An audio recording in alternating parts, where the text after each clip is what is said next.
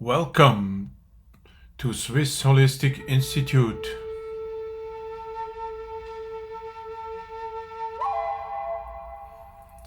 Inviting you to this video podcast series on spiritual elderhood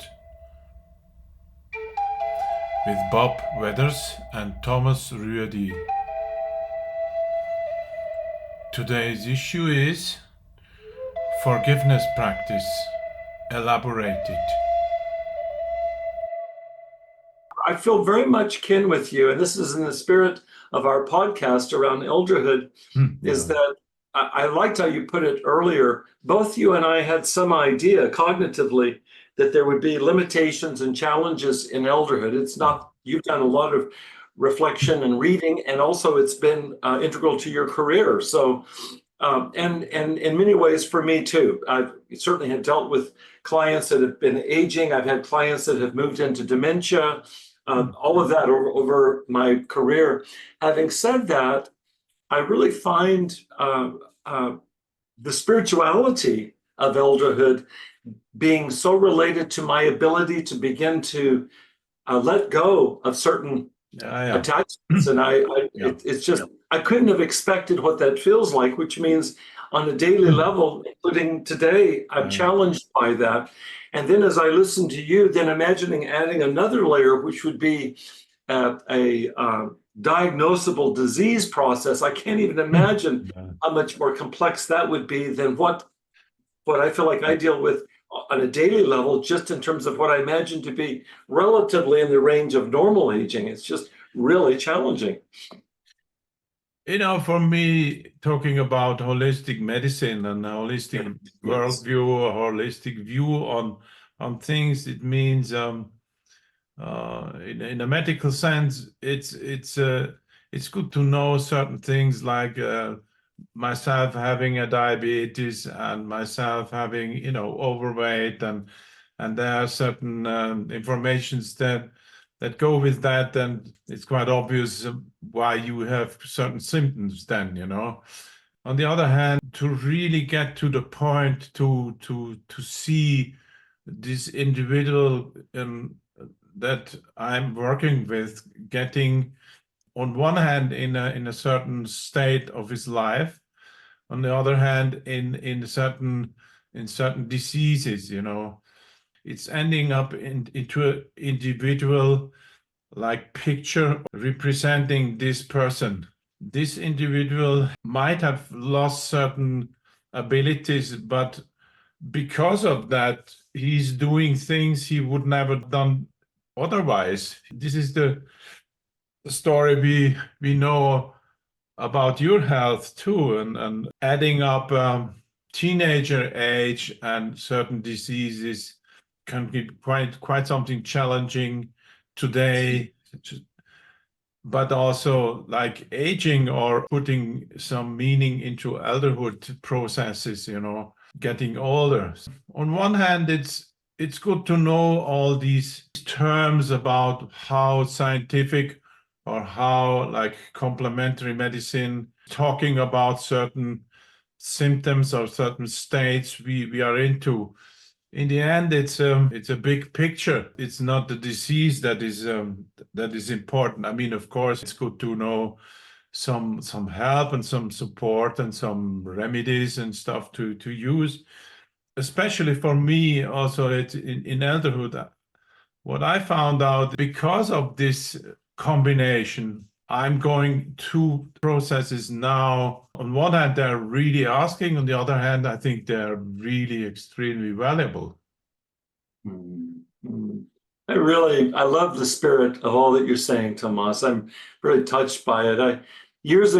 Many years ago, in fact, back in graduate school, I read a book by an English priest. He was an Episcopalian priest. He was also a Jungian analyst. And I remember the title of the book now. The title was The Illness We Are. And what he did in that book is he took the illnesses that we have, the diseases, without denying that they're diseases, and looked at them from the perspective that you're saying, looking at them as being valuable, which was new to me. I was in my 20s when I read this. And it comes back to mind now the incredible value that there is in this, which is not to disacknowledge that it's very challenging. Like you say, it asks a lot of us, but that this is the form in which we can contribute now. And I know you're committed to it, and I am too. Diseases notwithstanding, we're both committed to continuing to contribute. My wife asked me right before we met today, I was coming back to meet with you, and she said, "What will you be speaking of today?" And I said, "We'll be speaking of spiritual elderhood." And she said, she asked, "Say just a little bit more about it." And I said, "It's how we can move into aging or elderhood and contribute, be able to give back, to be able to make a difference, to be able to provide something of value." And I felt like that was a good summary of what it is that we do. And we're talking about it right now. One other thought came to mind as I was listening to you. Some years ago, you know that my own disease process has included addiction. And I've been in recovery for all of these years now, and for which I'm very grateful. Years ago, I was leading a group of individuals who were in very early recovery from severe addiction to heroin and methamphetamine primarily. Very serious life endangering addictions. And I was leading the group, and there was another therapist in the circle. And the group asked me, they said, no, I asked the group, I said, "Do you believe that it's required for the leader of this group to be in recovery from addiction himself or herself?" It had come up as part of the conversation. And they looked at the other member in the group. His name was Soren. And they all knew Soren's story, and I knew it too. Soren had not been addicted, but he had survived escaping from Iran during the time of war and oppression. And his family escaped with virtually their clothes on their back. And they looked at him and they said, "No, you don't have to be addicted because Dr. Soren was not addicted." But what they said is, "You must know suffering and you must have learned something from it." And that brings me back to what we're talking. I was swimming this morning, as you know, my morning meditation in the water, and I was thinking about how much it matters that we care, that we're not detached, that we actually care. And here we are, speaking from a place of deep caring. I read a book years ago, 30 years ago, just called On Caring. And the whole book was about how that term has been lost, at least in the English language. It's not used so much to actually care, to care for one's soul, one's body house, to care for another individual. And the whole book was about reclaiming the value of slowing down and caring.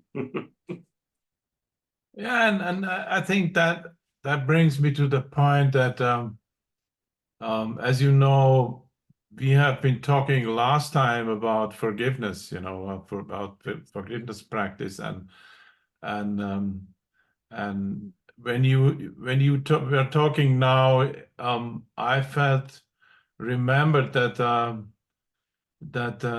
it's so important to care about myself, to us, everyone that is caring for himself, to start with, because if we don't do that, and if we don't forgive ourselves, because that's what I brought up with the first person only, saying I did some things to myself that harmed me, I think it's so important. I felt when I do it, when I recite it, I feel the energy, and I feel certain sentences really resonate strongly in saying what I've done to myself or not done for myself, or what I've said or and what I've thought about myself is very important. Also very, something that really hurt me, and that's why I felt it's so important to somehow elaborate forgiveness, or I was really reflecting on it, because I thought that there's so many levels. I mean, apart from that one you use a lot, or in I Awake is mentioned, it's incredible, powerful, good, really important part. But I felt it's so important to, because it's such a strong, such a meaningful practice. It's good to somehow to research on it, Yes, yeah. Somehow I love I love what you've done in terms of expanding it. I don't think I told you this, but I've had a number of clients refer to that practice. What Tomas is talking about is that there's a CD on I Awake Technologies. It's a meditation CD, simply called The Freedom of Forgiveness. And in that practice, in fact, it's in the tape. I've forgotten because it's expanded beyond that. I had one client that came to me and said, "Bob, I think you should add another level to that." And as soon as he said it, not only did it feel accurate to me, but since I do that practice every morning, I just immediately added it. And so there's now 4 dimensions to my practice every day. And then since the last time you and I met, you wrote me about including 3 different levels, first, second, and third person, and the way that you did that, and that immediately feels accurate to me.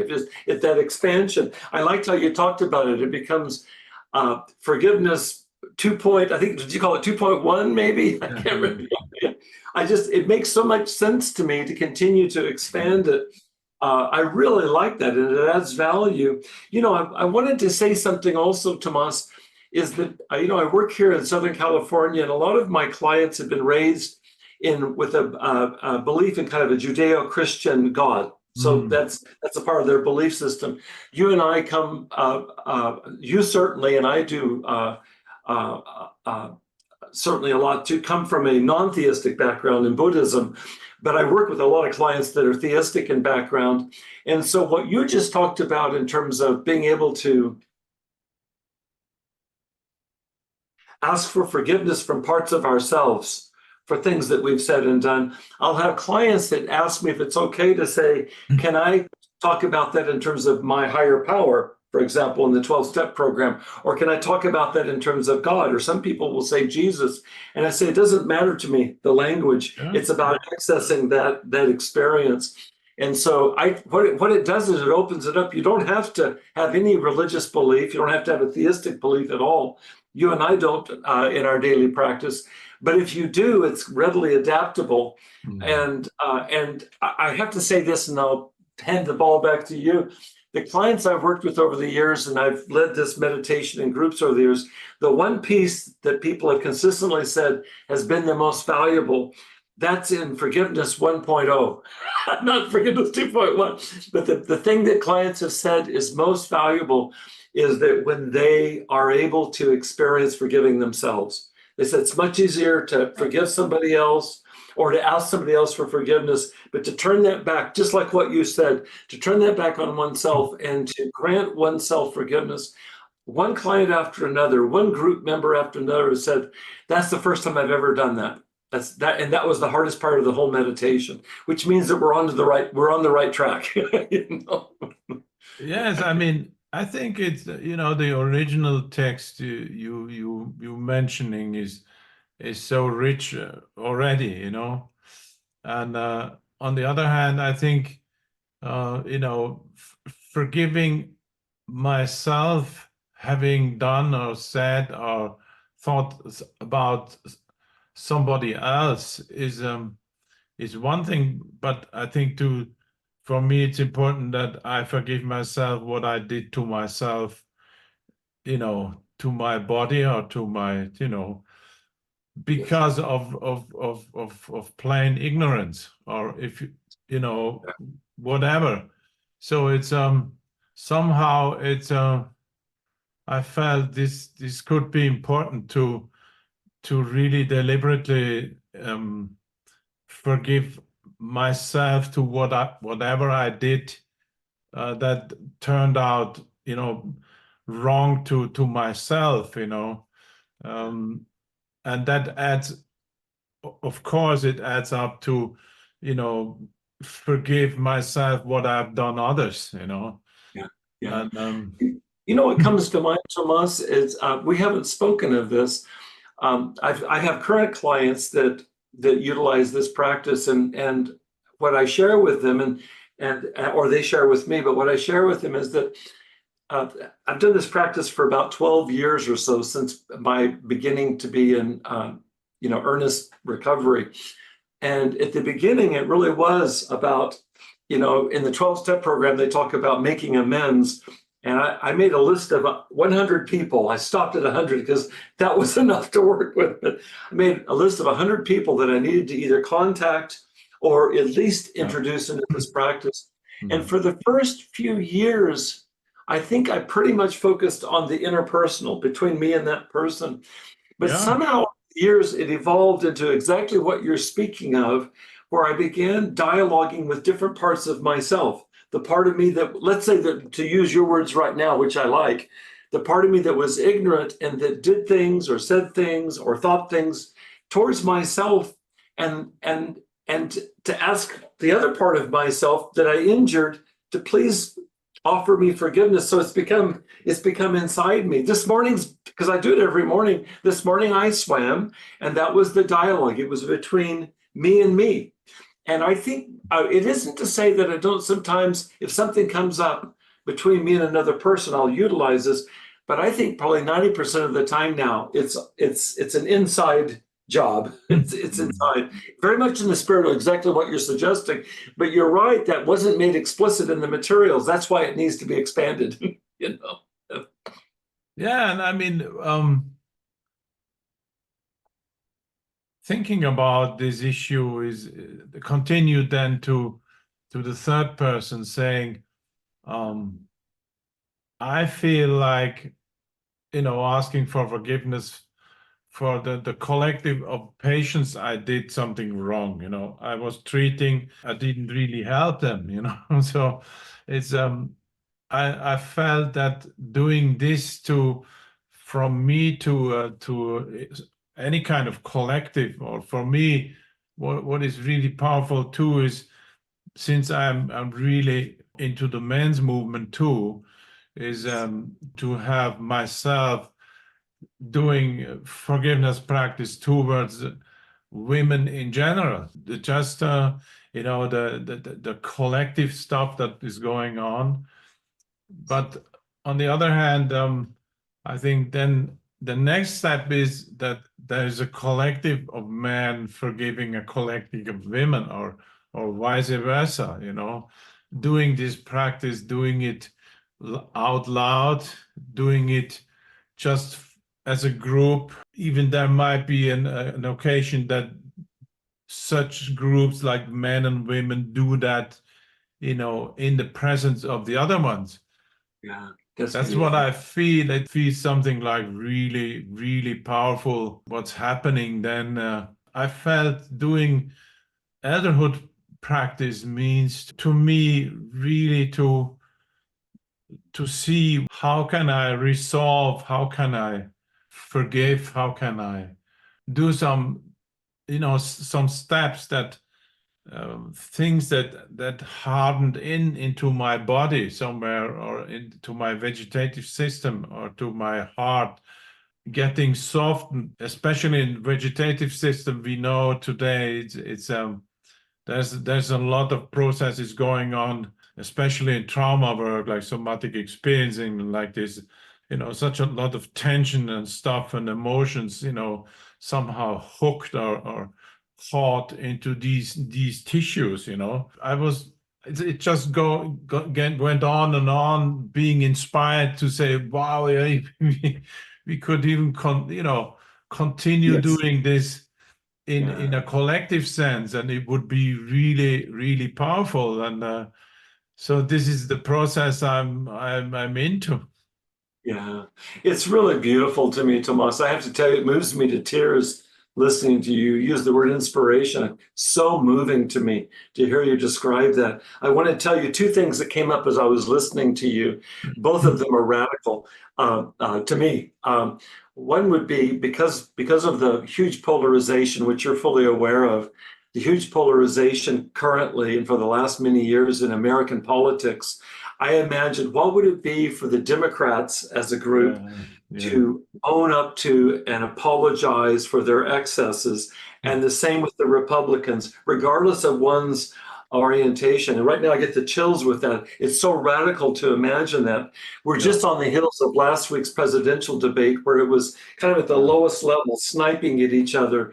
Our two presidential candidates, it's really pathetic to me, really, really painful to me. And what it would do for healing, you're talking about men and women, absolutely, Democrats and Republicans, you could take any population. The second thing that came to me is that I currently, and for the last period of time, have had a Native American from the U.S. In counseling with me. He's a very, very wise soul. I can hardly speak of him without crying because he runs so deep. And I want you to know that it's implicit in my work with this individual that I am apologizing for all the cruelties that white people like me have perpetrated on his country, his people, all of that.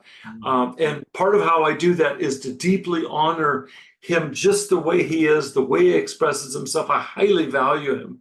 They recently asked for me to read a poem at their wedding. He and his partner got married, and I was honored to do that. And I shared with them one poem from memory. It's from Robert Bly. You know Robert Bly. And the second poem was a poem that they asked for me to share.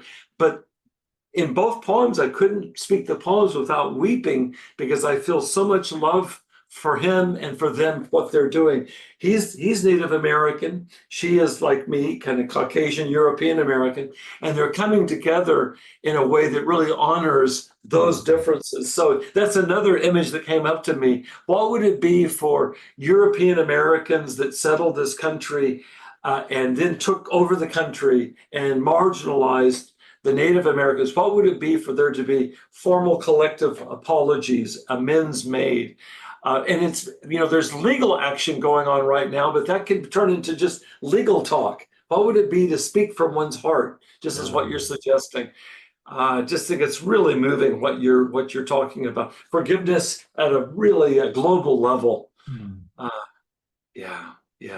It comes to my mind, in Switzerland, there has been times people like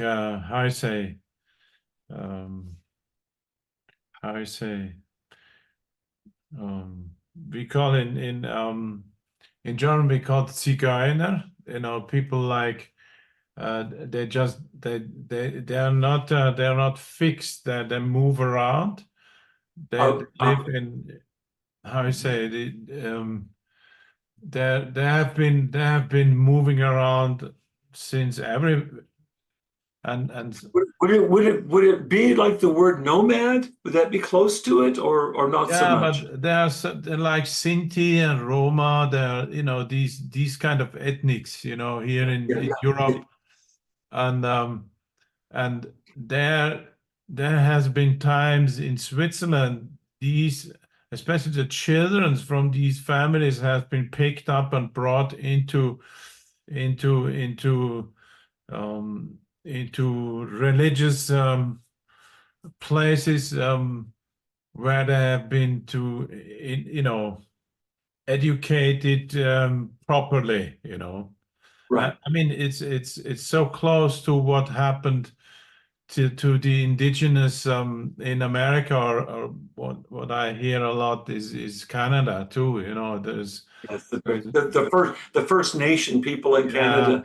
Would it be related to the word gypsy? The English gypsies. Yeah. And what happened here in Switzerland? What I really love is now they had a commission like a out of historic, how I say, people like from history, studying history.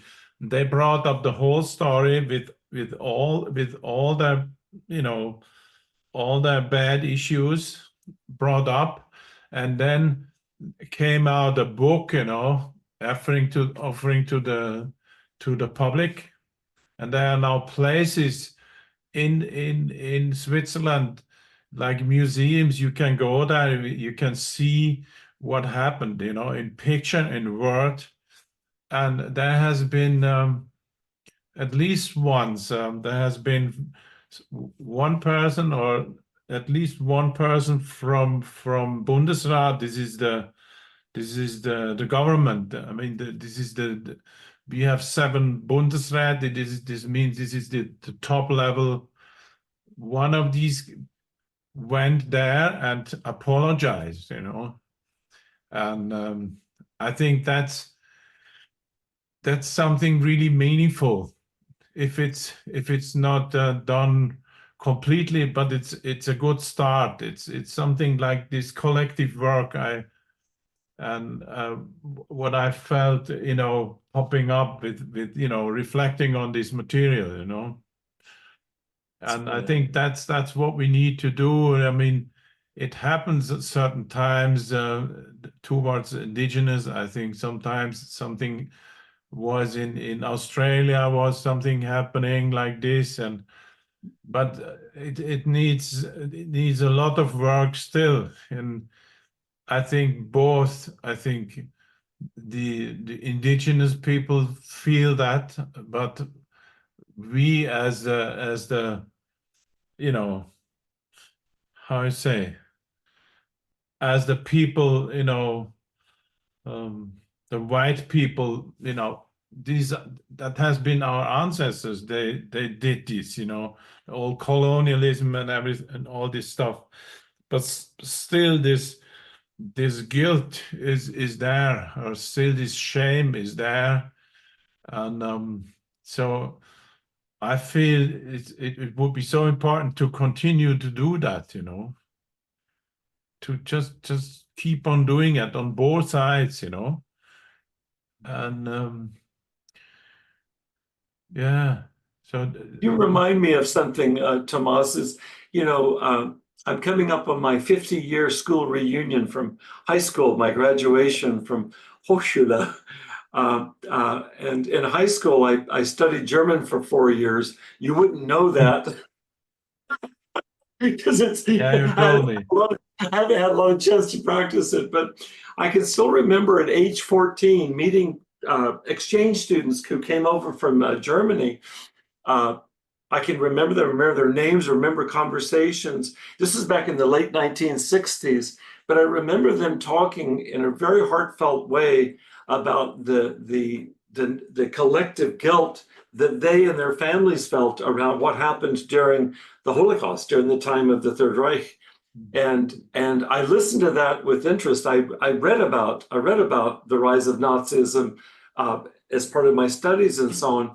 But I don't think then that I felt that what they were talking about is what all of us should feel if we've been part of an oppressive class. And I feel, it's 50 years later, but I feel very much the pain of oppression to African Americans, to Native American. We could go down the list, and you could say the same, like you were talking about with what we would call gypsies, those Native that have been educated. I was reminded as I was listening to you, I believe just in the last few weeks, Pope Francis issued an edict apologizing for what happened in Canada, where the missionaries came in and educated all of the First Nation people. I know that's just a start, but it's just horrific what's happened in the name of religion, in the name of politics, in the name of colonialism. And it doesn't, you can go to Africa, you can go to the United States, you can go to Central Europe. It's just everywhere. And the pain of that, to grieve that, and to apologize for that, to make amends for that. Yeah. To ask for forgiveness. I mean, as you remember, I brought this issue very strongly into my book, and 3 Steps into Oneness, to because this is what I felt writing the book, saying, talking about this stuff, how we deal with indigenous people is the way how we deal with Mother Earth. You know, it's the same. You cannot diversify it. So it's yeah, and I think still today there's such a lot of such a lot of, you know, suffering going on from colonialism, you know, and so yeah, there's lots of things to do, and I think this is an incredible issue. I think especially for us elderly, or for us, you know, I think there's no way to come into a meaningful, like, wisely elderhood by not doing this. You know, it's no way. You just forget it. You know, you could be spiritual, you know, as much as you want. If you don't do that, you know, that, as I say, the outer, the inner part, you know. Yes. Yeah.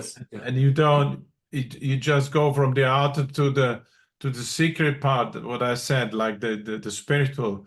It's of no way. It's just falling apart. It's a joke, you know. Yeah, I agree. They need to be connected. The German theologian Dietrich Bonhoeffer had such a huge impact on me, reading his books, including his journals from prison. But how he talked about, he was, you know, a Christian theologian, as you know, but he spoke of he called it cheap grace. He said, if all you do is inner work and it doesn't translate into the world, it's just cheap grace. And he said it was meaningless. And he gave his life for a political cause. Really deeply inspired me in the same way that what you're talking about does. We're going to have to wind down in just a minute, Tomas, but I would ask that you and I revisit this conversation and continue to push it forward. The work that you're doing with this basic model that is so basic, it really is inspiring to me. We've talked about this in terms of you possibly writing, or possibly at some point writing about it. I just feel like I really support this podcast being a place where we can articulate what Dietrich Bonhoeffer called it. He called it costly grace. It's costly. Yeah. It costs. You have to be willing to pay. And I couldn't agree more with everything that you said today. Really resonates deeply for me. I want to thank you very much for this. It's very inspiring to me. We'll talk more about it because I have further thoughts, and I know you do too. But maybe for today we can wind down this part, and then we'll come back to it hopefully in our next conversation. Hopefully in 2 weeks. Yeah, that's fine. So thank you. Yeah, thank you, Tomas. Thank you.